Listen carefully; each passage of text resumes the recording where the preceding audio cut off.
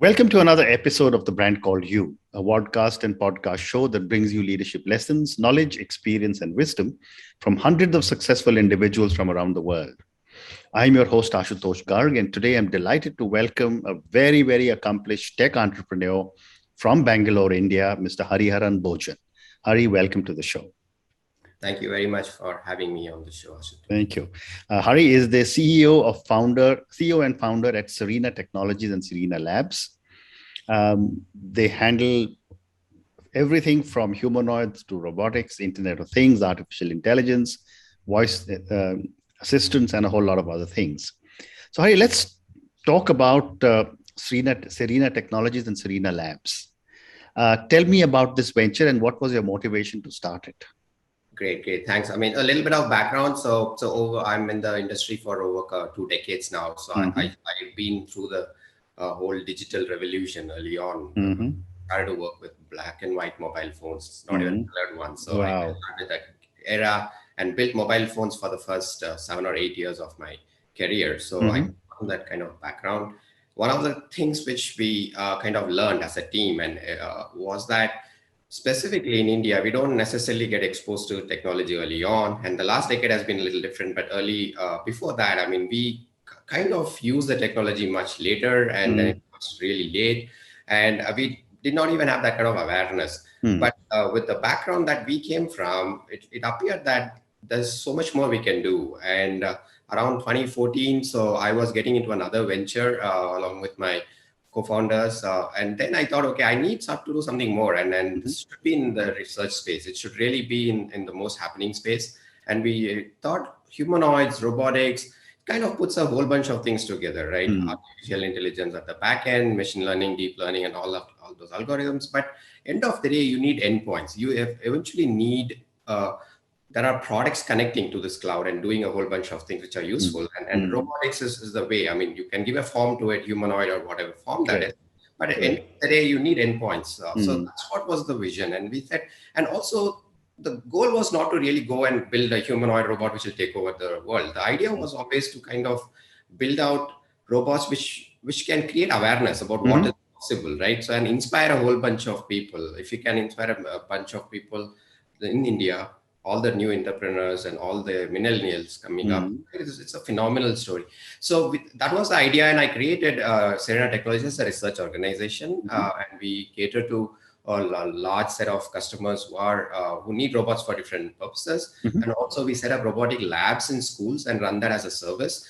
So like we have robotic labs around the world in many places now over the years, and we have done a pretty good job. So we teach robotics to schools for like as low as like 1,000 rupees per year. A kid gets to learn robotics in robotic labs. We set that up and run that as well. So we are doing that with Sirena Technologies. I can keep going on. There's a lot of things we do at Sirena Technologies, but Sirena Labs you mentioned. So this I started 2 years ago because as a separate entity because voice was becoming one of the biggest kind of UI change in the world, right? So we are used to touch and all of our screens and everything, but then everything soon is going to be controlled by voice. So we started working with Amazon very closely on the Alexa products, and Alexa in India when they launched, Amazon team said let's bring about some really low cost Alexa speakers in the world. So that's how the journey started. We said okay, then it's got to be a separate entity. Let's put a team and we'll do that. So we actually built out the lowest cost Alexa speaker in the world. It's just not designed and built in India, but also manufactured in India. So you completely do end to end. We also set up a factory to do this. In fact, we thought we can build out speakers with other factories, but we figured out if it has to be truly made in India, then we got to build it out of India. So that's what we started. And today we are having a whole bunch of customers to whom we actually ship Alexa speakers. We're looking to export them as well in this year. Followed up with a lot of other brands who said, okay, we want our own voice assistants and voice related products like a washing machine company, a helmet company. Pretty much everybody else wanted to kind of join us and create this voice experience. So imagine there is a helmet which you wear while you're riding, and then you have Alexa integrated or any of the voice features integrated, right? So that's how Sirena Labs came into effect as well. So effectively, we moved all the IoT, voice-based controls, and everything else into Sirena Labs, and we let Sirena Technology focus on research in the robotic space. That kind of is where the two organizations. Amazing. So, when you said you started Serena at a time in 2014 when not too many people were looking at, when I say looking, not too many people were aware of robotics, AI, ML, and so on. No, What did you see so early on in the game 8 years ago? Good question. So the one of the things that happened when I said I'm building robots, everybody said, "What is wrong with you?" So in fact, my own team, so which worked with me for over decades, were wondering what is this guy doing? Like, has he gone mad, right? So why is he building robots? So typically, hardware itself was a no. I mean, now things are changing a little bit, but in general, so we don't invest in hardware in India. So it was, and you're now here, you are saying you're going to build robots which are expensive, and then you don't even know whether there's a market eventually. So they were kind of still telling me what is wrong with you. But I think one of the reasons we did that is because of the kind of experience we had. We always had this experience of working with top companies in the world, Google's and Amazon's of the world, and always knew where everything is trending. So how the technology is trending, where it's taking us, right? As I mentioned earlier, we always knew that you will need a whole bunch of hardware endpoints to all this cloud and AI ML thing happening in the back end, right? So we always knew there is a market for this, and also that we also wanted to do a lot in the education space, right? There the opportunities are always wide open, and for us doing these online classes and everything these days, right? So it's kind of okay because it's a makeshift arrangement. Correct. But you have to get to the lab, see the robots, be able to touch them, assemble them, program them, code, and feel good about it, right? So I go back to myself, like I had to finish engineering to really know what hardware and software is, but kids don't say that today. So why don't we just expose them to all these hardware and really tell them software actually runs on hardware, which is not too many today. So they don't understand this whole thing. If we can create awareness, that would be wonderful. So that was the whole premise at which we started this organization. I think, let's say it takes some kind of foolishness to begin. So well, that foolishness, as you say, it seems to have, become a trend all over the world. So more power to you. But, Hari, you also spoke about setting up labs in schools, and you spoke about using robotics for education. I'd love to get your perspective on how robots can change the way we are able to impart education. Absolutely. So one of the key things to understand about the robotic space as such is that it brings in all kinds of disciplines together. You need to know mechanicals, mechatronics, electronics, computer science, communication. So, and then controls, so dynamics, kinematics. So it kind of brings in and the cloud piece of it, where AI and everything comes in, right? If you want to offer a package for any education institute or a kid, say that these are all the things that you will eventually come to know because the world is going to show this to you, right? So all these keywords that I just mentioned. Yeah. So one of the ways is to kind of tell them how these things are actually kind of manifested. How does it actually work? And what does that mean? When I say, okay, robotics controls, what does that mean? Right? That it means that how do you get a robot really walking, and the whole algorithm of getting it to walk and to be able to do a bunch of things that it is supposed to do in a controlled space, right? That's where the whole idea came from, right? If you create everything around the space and be able to piecemeal that and build some content around that aligned with the school curriculums and engineering institute curriculums. Right. Today, we are running a couple of places where our robotics curriculum is taken as it is into the colleges to teach robotics for the first time. So you have disciplines called robotics group for the first time in India, and there are engineering colleges which are building that out. And we are kind of using our curriculum there right away. So that's kind of is what we could actually build out. This is the effect of working for 6-7 years in that space. If we don't work in that space and offer something to the schools, that's kind of like, I don't know, it's kind of fake. So you got to build it yourself. You got to build it what you're kind of actually going and preaching. So if you're going to teach somebody, you got to learn that first. Right? That's what we do. So this is the reason why this whole subject is just not one thing. It's humanoids robotics, but it has so many disciplines all covered and packaged into one. A civil engineer can walk in, a mechanical engineer can walk in, a mechatronics engineer can walk in. So can a artificial intelligence programmer, data Mm. scientists can walk in and still contribute to the whole platform. So that's Amazing. why we kind of chose that, and that's how we started. Amazing. Amazing. And from a commercial perspective, um, I'm sure you're beginning to see the use of robots in malls, in places like that. My question to you, Hari, is that once the novelty wears off from a customer's perspective, that oh, there were robots standing there, how are customers reacting to a robot experience? Wonderful. Yeah, I mean, again, a wonderful question. So, I think till now there are very few robots around, and then you don't see robots too much. So the wow factor is still not off. So luckily, it will probably stay for another 2 to 3 years before you start seeing more robots in malls and corporate offices and other places, right? So wherever you go. So it will start as a wow factor, and then it will try and bring people to malls. It will try people to getting them into the showrooms, right? So it will do that job of bringing crowd into these spaces, right? So and then there will be this wow factor, but as you said, it's going to kind of wear out very quickly. So from there on, I think it's the real use cases and then the features that you built into the system, how useful they are. For example, we build robots for banks where the whole idea is that you can go and register for a credit card at a kiosk where just a robot is manning that. So, for example, this becomes like a more use case, and for a user, it's an amazing experience. But for the banks, it's like you just took off your regular people deployed there all the time and trying behind people.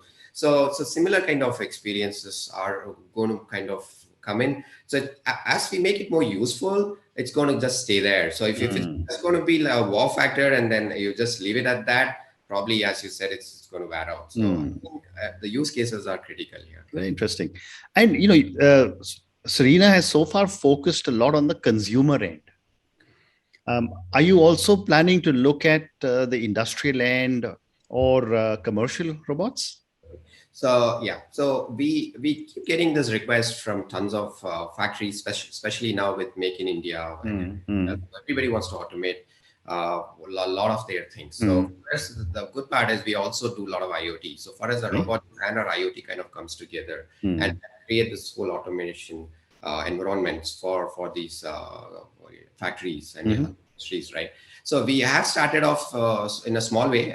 We invested a little bit to really explore that and see how we can automate a lot of this warehouses and everything else. But I wouldn't say that we are there yet. So we will be focusing in the upcoming. Okay. My next question to you is that what are the after-sales service problems? You know, we purchased one of these robots that can help clean the house, and half the time it is lying out of order because either parts are not available or the service guy doesn't know what to do with it. Absolutely. So I think the whole dynamics in that service space has changed significantly over the years, right? So in the past, so you go and buy a Sony product or a Samsung product, whatever, you always know you can take it to a store nearby or service center, get them fixed, use that. But I think that dynamics has changed a lot because a lot of the brands in India today, they just buy from China and sell it here. So there's a concept of really building anything of those products in India. Products are so cheap that you don't necessarily have to even service them.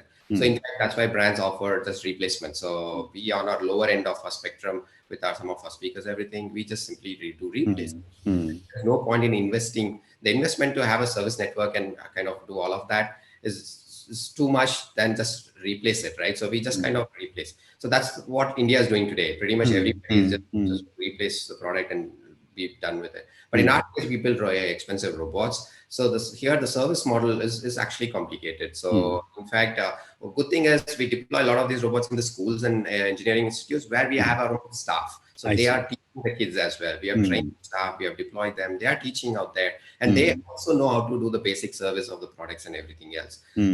So worst case, they kind of send the bot back. We send replacement, but it comes to our headquarters in Bangalore. We have service and send back. Okay, so today the numbers are not very big, so we are able to kind of deal with this model. Even the larger robots where we deployed, so we send our engineers there on request and then kind of service it and come back.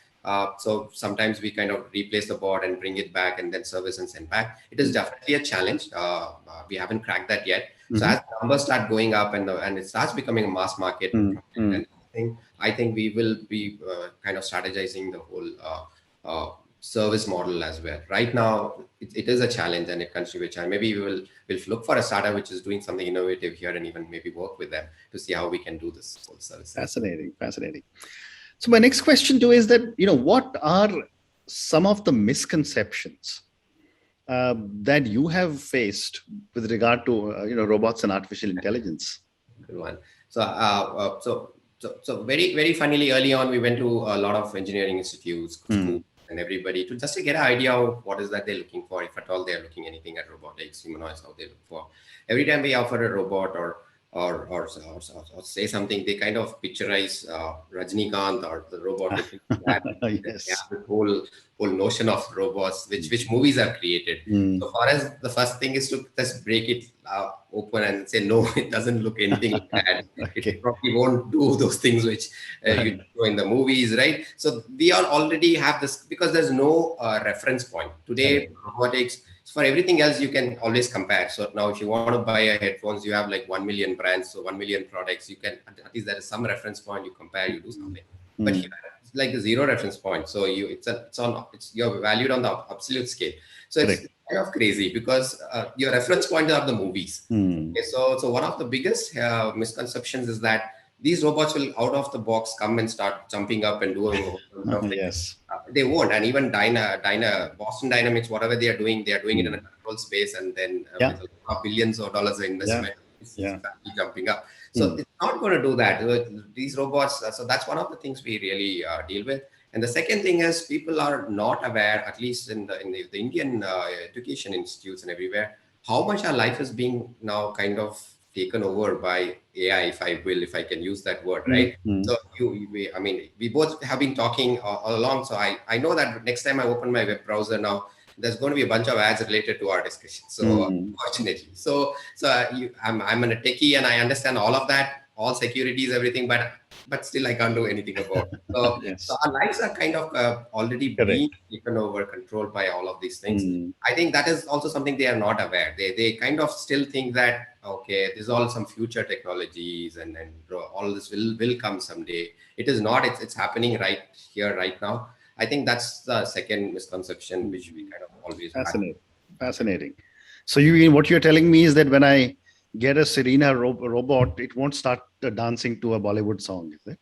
That it will. Okay, I know it's the easiest part, and we do it all the time. In fact, there are a bunch of videos on YouTube, so there's a lot of things. I'm sure. That's for sure. I'm sure. No, they're just on a lighter note. But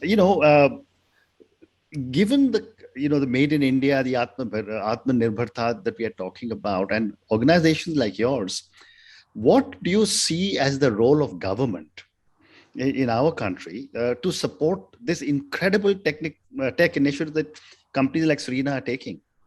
Yeah, great. Another great question. So I think, as I said, when I started off in 2014, nobody gave us a chance. So I kind of bootstrapped and I put a lot of my own money and I built it because it's my passion as well. So, and when investors don't trust you, the employees don't trust you, why are you building any of these things? So, and then let alone government coming in and trying to, right? So it wouldn't take time. So we knew this. So we wanted to make sure we built everything out and to have and prove it that it's all working, it's all good, and then kind of go to the government and then see what happens, right? So things have changed drastically in the last 2 years. So until 2 years back, we were not even remotely thinking how government can help us. But in the last 2 years, I think with all this whole Make in India initiative and then the PLI scheme coming in and all kinds of electronics being covered by government, that's why the factories are booming today. The only reason India factories are booming today is thanks to PLI scheme. Without making any controversial statement, I mean, that's kind of what has given this boom to the manufacturing sector. Nothing else changed. It's just the government kind of gave a pile of money and said, okay, you build this, we will incentivize, right? So, and then you suddenly see a rush of things happening, all Make in India, all the commodity products are being built in India, but we still can't build good designed, well-designed, high-end tech products at all. Trust me, I mean, we are now nowhere there. So this is where government can come and help. If it can actually kind of get all of us who build this high-end technology, and there are very few companies, to be honest. So if we can actually give us this opportunity to go and make it even larger. Okay, why make cheap products in India? Make better products in India. Correct. So Correct. and if there is support for that for us, just like the PLI scheme, there's another scheme which government can actually kind of carve out and say that this is for the R&D space and you guys have done a wonderful job. So of course we don't want to start with like we have nothing, we need some cash. So no, we are saying that we have done so much. I mean, we are only growing India with all the jobs and everything else that we are creating and high-end jobs and pretty much everything, right? So and we are pride of India. A lot of these IIT shows happen with our robots. Every single IIT in India takes our robot in their shows. I mean, without our robot, there's no show. So that's the kind of impact we have had as a company, and we have had people coming from around the world and doing internships with us in our every from Zurich to Australia to Japan to pretty much all over the world. So when we could get all these guys to come here from top universities and do internship in an Indian company startup and go back and then they had amazing experiences with us. I think the government if can cover some kind of a scheme for companies like ours, right, who focus on high-end technology, while we can always go and buy something from China and sell it in India and still make money. I think that we are not meant to do that. I mean, we are here to do what we know. We have this knowledge which we want to kind of use, apply, and do great products in India, right? So some kind of initiative from government will kind of inspire us because a lot of people out there there are guys better than me and my team. They are doing amazing things. I talk to them, but with lack of support and everything, it's difficult. So we were lucky enough to have kind of a background where we could have the ecosystem and everything. But even to create that ecosystem, there should be some inspiration. And then I think that something needs to be done on that front. I hope it will come. I mean, it's a matter of time now. So. And I'm sure it will. I'm sure it will. Hari, on that note, I want to say thank you for speaking to me. This has been such an amazing conversation for me, who's not a techie and who doesn't understand so much of technology except as a user. Thank you for talking to me at such length about the amazing stuff you're doing at Sirena. And I will certainly now read much more about you. I will look out for some of your products. You told us about how you become a big supplier to Alexa. And I'm going to look for one of them. I mean, I have an Alexa, but I'm going to look for some more Alexa products now for the house. Thank you for talking to me about the amazing work that you're doing in education. And I'm sure there'll be a lot of young kids who will start to benefit from the knowledge you're giving them as they get older. Thank you again. And I'm sure the government will listen to what you are saying. Hopefully they'll listen to your interview with me. But thank you again and good luck. Thanks a lot, Ashto. It's been a pleasure talking to you. So, I mean, I think we wanted to inspire a whole bunch of people. If we have managed to do so, I think that's our success. So, really, thank you. Thank you. Thank you. Thank you for listening to the Brand Called You videocast and podcast, a platform that brings you knowledge, experience, and wisdom of hundreds of successful individuals from around the world. Do visit our website www.tbcy.in to watch and listen to the stories of many more individuals. You can also follow us on YouTube, Facebook, Instagram, and Twitter. Just search for the Brand Called You.